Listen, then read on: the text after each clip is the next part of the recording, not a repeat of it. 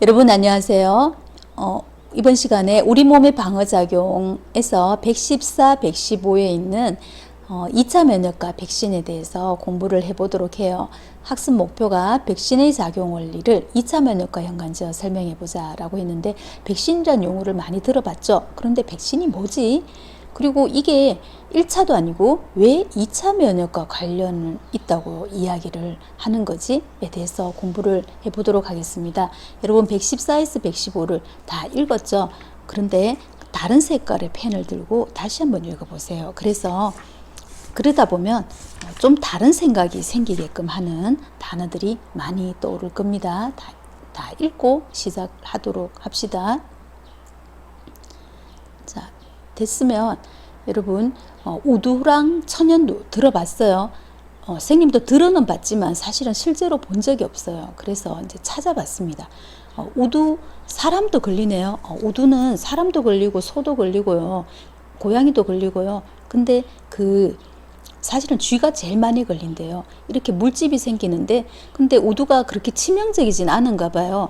우두에 걸린 젖소에 젖을 짰다라고 이야기를 하는 거 보니 걸리더라도 죽는 건 아닌가 봐요. 근데 보긴 지금 되게 아파 보인다, 그죠? 물론 아프겠죠. 근데 천연두는 상황이 달라요. 천연두는 사람이 옛날엔 우리나라에도 두창이라는 말을 하고 정식 용어가 있었는데도 불구하고 차마 그 말을 두려워서 입에 올리질 못했어요. 손님이라고 그랬어요. 마마님이라고 그랬어요. 이거 걸리면 거의 절반은 다 죽어요. 그 다음에 살아남더라도 이게 온몸에 나는데 곰보 자국이 되고요. 그리고 거의 대부분 어린애들이 다 죽는데요. 그래서 이 천연두를 없애기 위해서 우리나라를 포함해서 고대 중국, 인도, 터키 이런 데서는 천연두 걸렸다가 나은 사람들이 있잖아요. 그런 사람들의 딱지 있잖아요. 물집이 마른 딱지, 그 딱지를 모아다가 갈아서, 그리고 천연두가 걸릴 듯한 이제 퍼질락 한다 그러면은 코로 마시게 했대요. 그랬는데 그거를 하면서 이제 면역이 생겨서 이겨낸 사람도 있지만, 그걸로 인해서 오히려 바이러스가 들어왔어. 우두랑 천연두랑 종류가 다른 바이러스거든요. 오히려 이제 천연두가 더 걸리게 되는 그런 부작용도 생기고, 그리고 안 걸리는 사람도 이거 돌아다니면서 무증상 감염자라서 퍼뜨리는 역할을 하는, 그래서 이거는 좀 위험하다라고 하던 차에 영국의 의사 제너라는 사람도 이거를 조금 다른 각도로 봤어요.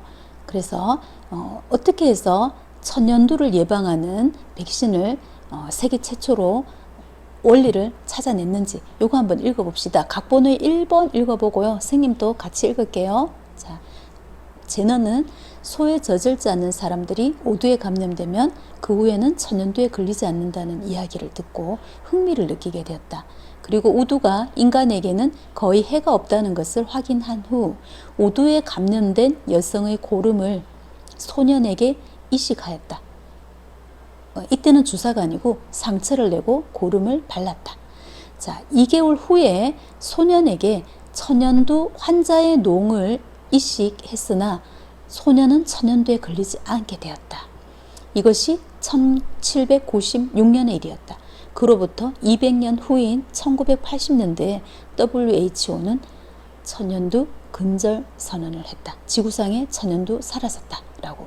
인류가 최초로 전염병을 극복한 최초이자 마지막 사례가 천연두예요. 그리고 그 시작이 바로 제너입니다. 지금 여기 보면 우두에 감염된 여성의 고름을 건강한 소년에게 이식하였다. 이 소년한테 몇 차 면역이 일어나게 한 걸까요? 1차 면역이 일어나게 한 거죠. 그리고 2개월 후에 소년에게 이번엔 진짜로 천연두 농을 이식했으나 소년은 천연두에 걸리지 않았다. 요거 2차 면역이거든요. 이렇게 백신은 사람한테 일부러 항원을 넣어서 1차 면역이 일어나게 하는 거거든요. 그렇게 했더니 철수가 질문을 합니다.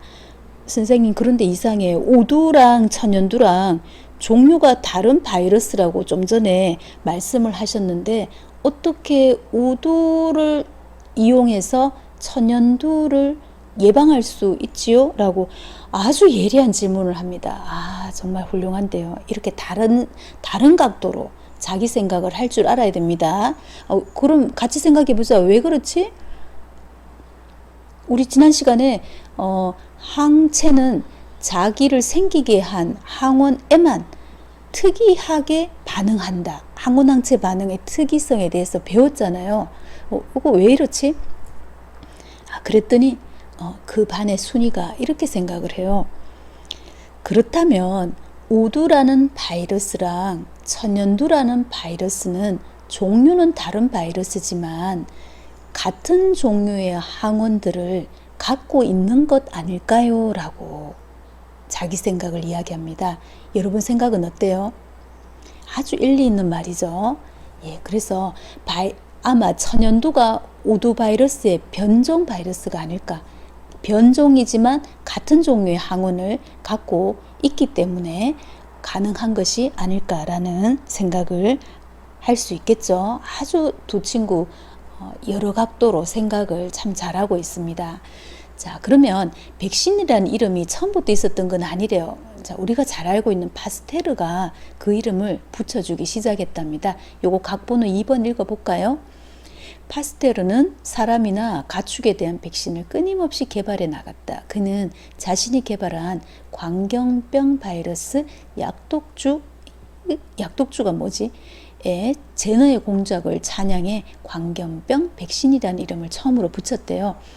자, 어려운데 바리올 백신이란 이거는 우두를 말하는 건데 특히 소 중에 암소예요. 암소를 영어로 바카라고 한대요. 파스테르는 면역 획득에 작용하는 것을 우두의 이름을 따서 백신이라고 명명하였다. 이후 세계의 연구자들은 파스테르를 모방하여 모든 면역제를 백신이라고 명명하게 되었다. 그렇구나. 백신이란 말이 젖소의 우두로부터 이제 우두가 걸린 여성의 고름으로 그다음 소년으로 이렇게 전해졌잖아요. 그러니까 제일 첫 출발은 젖소였잖아요. 그죠? 그래서 암소를 의미하는 바카라는 것에서 백신이라는 이름이 유래했대요. 자, 그럼 아까 약독주라는 말이 나왔잖아요. 그죠? 약독주가 뭐지? 그러면 이제 백신이 어떤 성분으로 되어 있는가를 알면은 백신이 무엇인지 이해하기가 좋을 것 같아요. 그래서 요 읽기 자료도 한번 같이 읽어보도록 하는데, 자, 각본의 3번이 약독주 읽어볼까요? 제너나 파스테르가 개발한 백신은 살아있는 미생물이었다. 이걸 생백신이라고 합니다. 즉 미생물을 몇 세대나 배양해서 그 감염력, 인체에 대한 독성을 줄인 것을 약독주, 약한 독을 갖고 있다. 우두 바이러스는 자연적으로 존재하는 천연두 바이러스의 약독주였던 것이다. 이런 유형의 백신은 약독화되어 있지만 살아있기 때문에 생백신이라고도 한다. 물론 살아있기 때문에 인체에 감염해서 증식한다. 그래서 좀 위험해요. 특히 어린 애들. 그래서 이제 좀 더 약하게 할 수 없을까라고 해서 나온 것이 불활성 백신 또는 죽었거나 아니면 이제 활성이 약화된 백신. 요건 각번호 4번 읽어볼까요?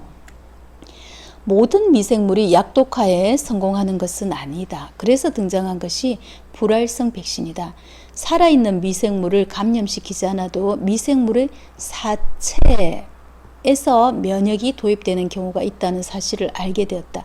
바이러스에서는 광견병 바이러스, 세균에서는 콜레라균, 페스트균, 장티푸스균이다. 이들의 사체를 접종하면 면역을 획득할 수 있다. 이걸 사백신이라고 합니다. 그래서 아까는 생백신이라고 그랬잖아요. B형 간염 바이러스 백신도 불활성 백신의 한 종류이다. 불활성 백신 자체에는 증식력이 전혀 없어서 안전하다. 안전하긴 한데 이게 예방접종을 해도 항체가 안 생기는 단점이 있어요. 자, 그래서 그렇다면 정말 그 항체가 생기게끔 하는 원인을 넣으면 안 될까라고 나온 것이 톡소이드입니다. 요거 5번, 각본호 5번